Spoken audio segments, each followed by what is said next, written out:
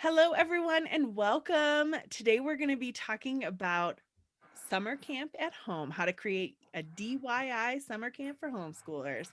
I'm so pleased to have Judy, who you know, Christy, who is a Sonlight mentor, and Laura Booz, who is a blogger at Sonlight, as well as she has her own website, with me today to talk about this. We base this entire session on a blog that Laura wrote for us that is just so awesome. And then one that Sarita also wrote about activities. So we're going to dive in. But first, I would like to have you guys introduce yourself. Hi, Judy. Welcome.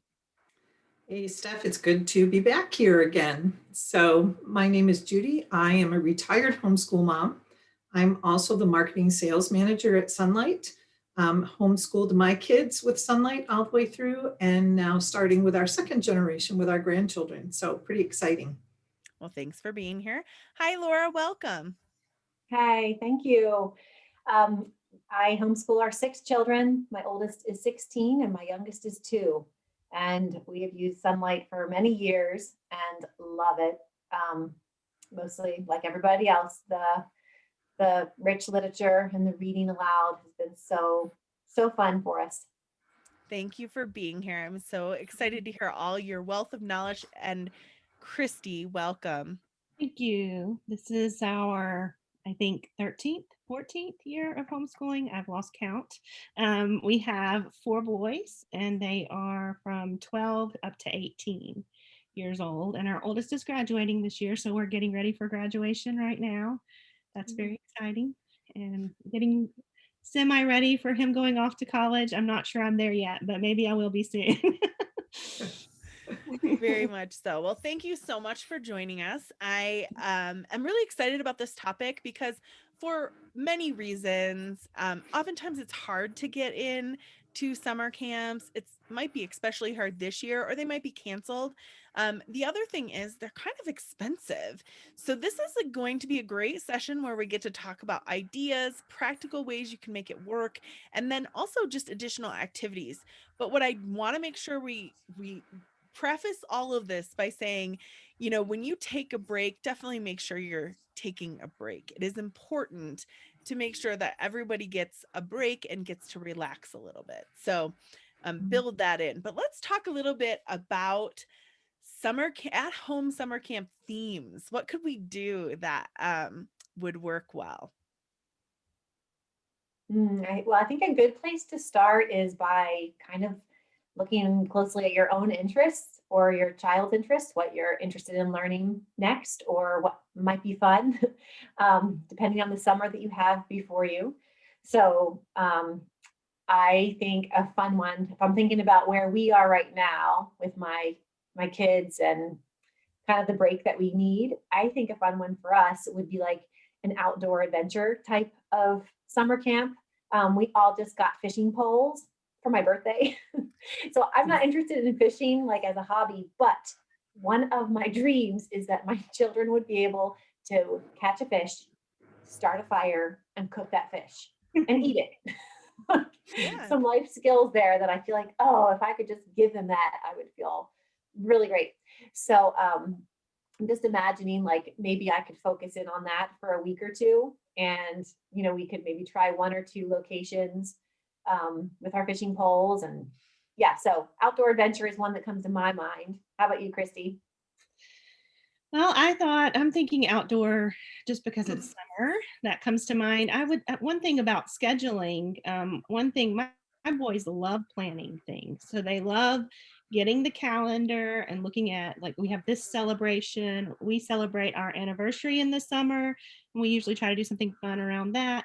So I would look for times that aren't already occupied with other things and kind of see what's on the calendar, see if there's something related to something else that we might do for summer camp. But one of the first things that comes to mind that I enjoyed the most, I'm thinking when my guys were a little bit younger, and this was just really low key, we would do a week of just water activities outside. And I did really simple things. If you don't have a water table or something like that, that your toddler can play with, I've used Rubbermaid containers. We've done bubbles and we've done slip and slide, and we've done, if we have, a pool that we're going to during the week, then that's great. But if not, we've pulled out the little swimming pools, even the little toddler baby pool, and just water guns, all of those things, all the water things, and maybe some water activities that we didn't get to if you're studying water in your science that year. Some of those activities could be implemented maybe if you didn't get to them. That happened every now and then for us. So outdoor water games and activities were a lot of fun for us. Yeah, sounds like it. We used to spend every summer outdoors because I love getting my hands in the dirt and gardening and digging. So that was a passion of mine that I passed on to my kids every summer. And so every summer our kids had their own little garden spot and they got to choose the seeds that they were going to plant. And we spent all summer cultivating, and then we enjoyed eating from them in the fall. So that can be one that stretches out throughout the entire summer. And you can absolutely tie science into that if you need some science projects to add to your list of items that you took care of for the year. That's a great way to do it. Absolutely. We're gonna do a Lego camp. I'm gonna do there's like a calendar that I found that has a bunch of different ideas on what you could build. So like day one, you build a castle, day two, you build you know, the house, day three, you build a train, or day four, so I was gonna implement that. The other thing is we do it every year is we do our hands-on history in the summer. We do a lot. We just take that and we'll do it all in a week. And it's crafts and we're learning, and it's, super fun. So that's for sure something we're going to be doing this summer. Oh, I love that. When Christy was saying that she has anniversaries and other celebrations in the summer, I was thinking it might be a good time to do like a cooking, baking week Yeah. before the celebration. So like everybody gets ready, and those cakes have to be baked anyway. So, and I feel like kids these days just love baking. There's so many baking shows, kids baking stuff. And so my kids anyway get so excited about cooking and baking. And so I think that might be a fun summer camp to do as well. Mm-hmm. And I Mine think too. that baking is fun because you can get everyone involved in something. Even my littlest guy, I'm like, okay, Sawyer's my counter. And I would need, whenever I was, if I was putting in a cup of anything, then I would use my quarter cup and I would ask the older kids, okay, how many of these do I need to make a cup? And they would say 4. And so I'd say, okay. And then Sawyer, I need you to count to 4 and help me remember because I might forget. And so, he would help me, and then somebody would be cutting out. And I remember one time especially that we made these mini apple pies. They were really small and they could design the top, the crust, however they wanted. And anyway, they all enjoyed that. Like every single one of them. I took pictures that day, and it was a lot of fun. So yeah, baking gets everybody involved, I think. Mm-hmm. And And it makes such a good memory, like all the sensory experience of it. It goes into your memory. Yeah, definitely. And the kids cook book that Yes. Sonlight carries that we have is an awesome resource. If you think, well, I'd love to cook, but I don't have a lot of recipes or whatever, that's a great book for coming up with ideas for what to cook with your kids. Mm-hmm. Yeah, it really is. It's a good one. Besides reading, my son has expressed interest in possibly starting to create like STEM, maybe robot, he wants to. And I said, we could do that. We have all summer to do that. Do you want to build a robot? And he was like, could I do that? I'm like, yeah, we could do that. So that new expression of maybe more interest in coding or STEM activities too can really be fostered in the summer. Mm-hmm. Yeah. Any other ideas? Anything else? I mean, I will post Laura's blog. It is just a wealth of ideas here. So the other thing is we do have summer readers coming. So definitely be Mhm. watching out for summer readers, because that is a great addition to summertime reading. So Mhm. be looking for Mhm. that. So let's talk a little bit about scheduling then. Let's talk a little bit about how to make these ideas, these broad ideas, become practical, uh, tangible camps. How do you Mhm. think you should like how have you guys done it in the past? Mm. Well, one of the reasons I loved writing that article for Sunlight is because Sunlight literally has the materials to kind of open and go and foster that summer camp. So that was really fun. There were some things that I discovered on the Sunlight site that I honestly didn't know were there before.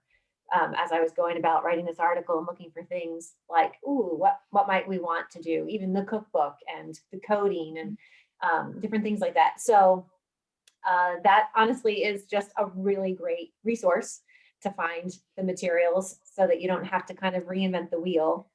Um, and now I'm blanking on your question, Stephanie, but I hope I answered it in some way. You did. So that's how we can learn how, but how can we like schedule? How can we practically fit it in? How long are you considering making your camps? Um, will you spread it out over the summer? Will you make it a quick week? Like, what are you guys thinking? We Hmm. did. We used to look at the summer and I would think, well, we're not going to schedule it like a school year because like you mentioned at the outset, we need the opportunity to rest and to have days where I don't have to do anything by a certain time. And because that's what's fun about summer. But I also found that kids with no schedule at all slowly degraded over the summer. So it was helpful to have a loose schedule. So we would talk at the beginning of summer, we would celebrate the end of summer. So we might have a cookout or whatever, and we would talk about what was coming for the summer. And so we might choose a day where maybe every Thursday was going to be an activity day of some sort, or every Tuesday we would try to get together with friends. And maybe Wednesday was a do whatever you want day within reason. And and so for me, it wasn't so much a week-long camp as it was a day of activities or camp that kids could count on every week to be the same time. I like that idea, and you're so right. They really do need some sort of structure. Like a free Yeah. for all summer for me, bad plan. Bad plan Yeah. in our house. Need to have some sort of structure.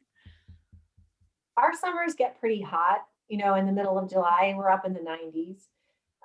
And so I definitely try to plan around temperature because, Yeah. if we're out in the garden or something, I like to get that done first thing in the morning just to make Sure. it as pleasant as possible and to kind of like uh, give less reason for whining. And so sometimes, we're honestly inside in the afternoons when it's really hot with the air conditioner, if we're not at the pool or something. And that's when, we'll be reading or do our read alouds, or maybe that's a good time to do a kind of the baking camp or science experiments, indoor science experiments. So I guess for me, lots of times I kind of have to track with the weather and how the kids might respond. Absolutely. Like Judy said, I think I did a mix of maybe the two. Every now and then we would do something like the outdoor thing that was maybe 3 days. And then at other times we might do like 1 day a week, or in the afternoon, every afternoon. A lot of times we did art projects. We haven't talked about art projects Oh yet. yeah. One thing that my boys enjoyed, and that they felt was really special, I think, I had them make seasonal artwork for above the fireplace. So during fall, we would all do a fall painting, and we would put everyone's on display together. I had these little frames, just little inexpensive frames that were black on the outside, and then the pictures were kind of floating inside. And every season, I would have them do a seasonal, art project. And that's just an example of something we did that was useful, for because we had our pictures there and they were on display and they loved that. And so but we used also the supplies from Sonlight from Artistic Pursuits. Those, I don't know if you've seen those before, but they are a little pack and they're pretty impressive. And they've even upgraded them since I purchased from Sonlight. I saw one recently and I was like, wow, but they come in these little packs and have all of these different supplies that even if we've used them during the year, which my boys love their art during the year, they have supplies left over, and they're able to work on that during the summer. So that's definitely something that I implemented on a weekly basis every week, sometimes even daily. So yeah. I work full time for Sunlight, so I think I'm going to have to split it up into days. So in the morning, everyone will be at the house. That's when I'll do a calendar Lego sort of event, like, hey, build me this, build me, whatever, just to keep them sort of busy and keep their minds building. We are a Lego family. There's a whole room out there full of Legos. It's insane. It's my husband's fault. But then then I also I'll incorporate grandma. There'll be a grandma day where grandma can take the kids, and that's when I'll schedule videos like this. Hopefully everything will work out okay for that. But then I've already told them we're going to have afternoon reading. So you'll have, an hour where you'll have to go to your own rooms and read or practice math or whatever that is. And as far as art, I agree with you. I love that idea, except it does give me a little nerves to the messiness. It's the messiness for me, Christy. I'm like, how can I keep the messiness under control? But I love the idea of having seasonal art. So maybe we'll incorporate a little bit of that. You But can I do was it thinking, outside. I remember one of my very favorite things. I remember in kindergarten going to the easel, and there was a little cart that you stepped on, and it just, I don't know what it was about it, but little kindergarten Christy loved that. So you could do that outside and let them paint the weather if you it's don't like the true. messy side. That's a good idea. Or create stations where only the messiness happens at this point, Yeah. and then I don't I don't know. Yeah. Maybe they can draw on it before they paint it. I would love to explore it though, because I definitely have those supplies, and I think that would be really fun to do. Yeah. Summers are Um, also great for practicing life skills. Maybe not yes. quite as fun as art or science projects, but sometimes it's hard during the school year to fit all of that in. And so I used to find that summers were great for just basic life skills, whether it was cleaning house or folding laundry or whatever, anything that a particular child needs a little practice on. Summer was great for doing that. And I have very positive memories of my kids visiting grandma and learning how to iron clothes or Oh yeah. how to fold laundry. And so those were great grandma days because they got to spend it with grandma, and they also learned some valuable life skills as well. I was gonna suggest too with grandma sewing. My Mhm. mother-in-law is always repairing stuffies or pants or whatever. So maybe she can Mhm. help. She can start teaching a little bit of that. The other thing is so here in Colorado, you cannot plant anything until after Mother's Day, maybe even a week later. And Mhm. so we definitely are planting. We purchased all of our plants and we're caring for them right now. Aw. We can't plant That's them yet. great. No, we can't plant here until after Mother's Day either. Yeah. So I feel your pain. Yeah, everyone is just nurturing. I'm like, water the babies. They're out there watering the Yeah. plants. But that's part of learning. That's part of Yes. understanding that, they can't get too cold and they need water and sunshine Yes. and all the things that come along with that. Yeah. Yep. I just For had an sure. idea that popped into my mind about serving, having a week where maybe you have an elderly neighbor, or Oh, I love that. even my husband. At one point, I remember something that we did on a Friday afternoon. It was right after he had started commuting to a different place, and he had a long commute, and it was just wearing him down. He hated being away. He had been coming home for lunch, and he couldn't do that in the new place. And at the end of the week, and one morning I said, let's do a big celebration when Daddy comes home today, and let's just make dinner special. And they were like all over it. They were like, yes. And so they built Lego little guys to put around his plate, and they made welcome home out of Legos, and they just all of them came up with different ideas to celebrate. And they do that with birthdays and things like that. They make pin the tail on the whatever is fun to them right then, or pin the whatever on whatever, whatever they're into at the moment. They've done 1,000 of those through the years. So celebrating or serving, those kind of things, making a meal for someone, that could be part of a week. You could implement a lot of these different ideas and just do a serve week, where maybe 3 times that week, Monday, Wednesday, Friday, or something like that, we're going to pick someone and we're going to think, what could we do to serve them? And that's the kind of thing that my boys enjoyed. They loved getting into it, and especially surprising people. Surprises are just fun. The other thing to remember is, offer some suggestions out to your kids and see what they're interested in, because this really gives you a chance to understand, what they really want to spend time doing. And it gives you a chance to, maybe it's a family vote. Here are 3 things, 3 different themes and schedules we're going to work on this summer.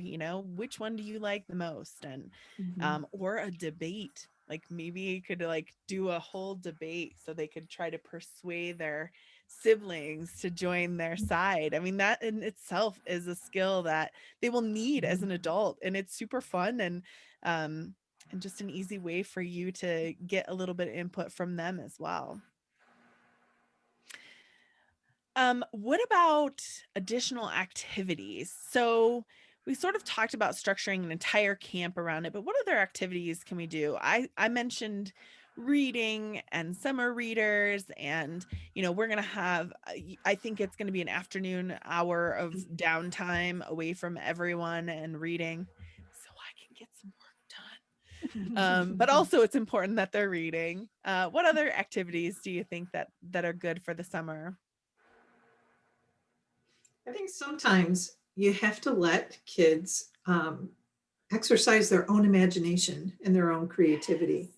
So hearing the words, Mom, I'm bored, it's not always a bad thing. I used to look at my kids and say, take your boredom outside. And they would go outside, and within 15, 20 minutes, I could peek out the window and realize they had found something to be creative with, whether it involved a swing or hiking up the back hill or whatever. Sometimes they need us to not tell them what to do with their summer free time. Right. I think one year I noticed one of my children was struggling with that, because I think he was at the age where he had, like, I was giving him more freedom, free time on his own. And so it was kind of like on him to figure out what he wanted to do. And so it was usually about 20 minutes it would take him that he would just be like, I don't know, like wandering around and getting frustrated. But after 1 or 2 times, when he would then a couple hours later come back with like his Lego creation or his robot or his whatever, but pointing out to him, like, look what came out of boredom, like you put that 20 hard minutes in, but then it tends to create something awesome. So I think it's helpful to make that connection for kids, so that the next time it rolls around and they're like, I don't know what to do, you can be like, ooh, this is good, because I know something good's gonna come out from this. See you in a couple hours. And then they, sure enough, come back either with a good time, or muddy boots or something. Yeah, I love that My idea. ideas are not nearly as great as sometimes as the ideas that they come up with, just for even writing a script for a movie, or my guys have notebooks full of things that they have written just fun things related to whatever they're thinking about. And it's not an assignment. There's no writing assignment. There's no me kind of directing it. It's just their free time. And it's amazing to me because I'm more linear, like start on page 1, go to page 2, go to page 3, go to page 4.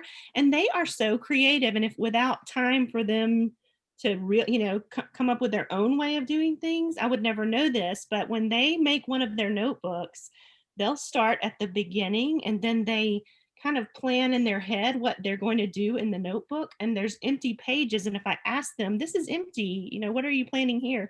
They have a plan for it. And they've got sectioned off parts of their notebook. Well, here I'm doing my ideas about this. And on these pages, I'm working on this play. I think this would be a cool play.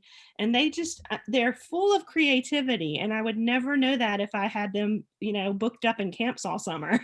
So, I love that. yeah. That's exciting. I don't know where to plug this topic in, so it might apply here, but I was just going to recommend stations.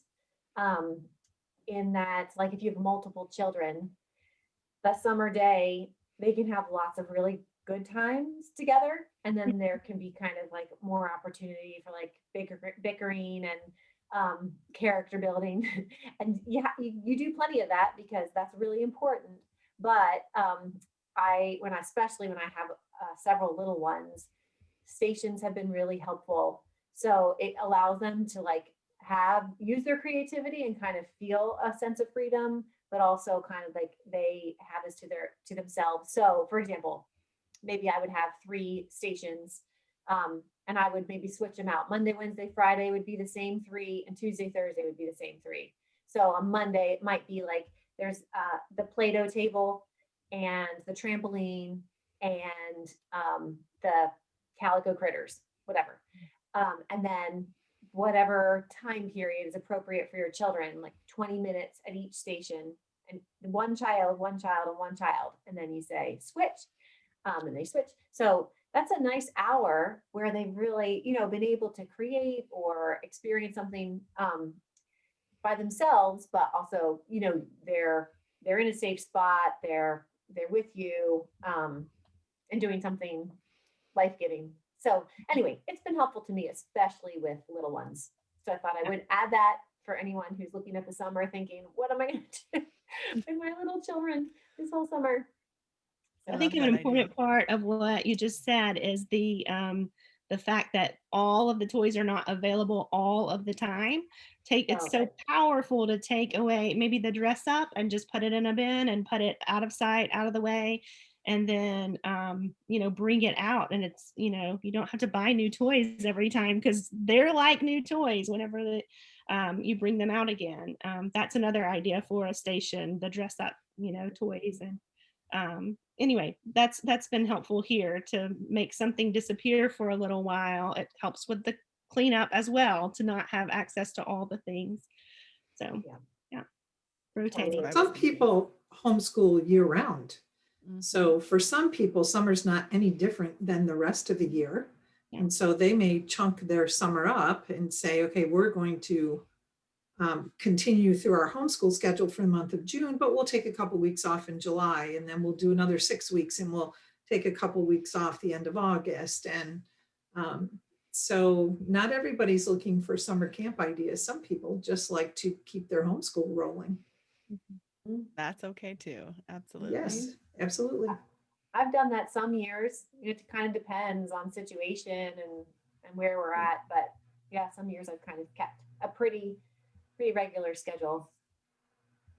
I kind of love that you said that because it just shows that if you are doing it one way, you can change for the next year. Like, I feel like some people don't think about that. Like if this isn't working, or if next year's you want to take, 3 trips because traveling has been, light this past year, maybe it is better to just do shorter summer breaks so you can take those trips all year long. So it's definitely something to think about. You can change your schedule at any time. And maybe you have a baby coming. Yeah, that too. And you need to get work done so that you don't have to worry about it when that time comes. Mhm. Absolutely. Well, I appreciate you guys so much sharing all these ideas. It's been a great conversation. I want to know what you're planning for the summer. So make sure to leave a comment and let us know what you're thinking about activities or camps or what you're going to do with filling those breaks you might have planned. Thank you for joining. Bye, guys. Bye-bye. Thanks so much.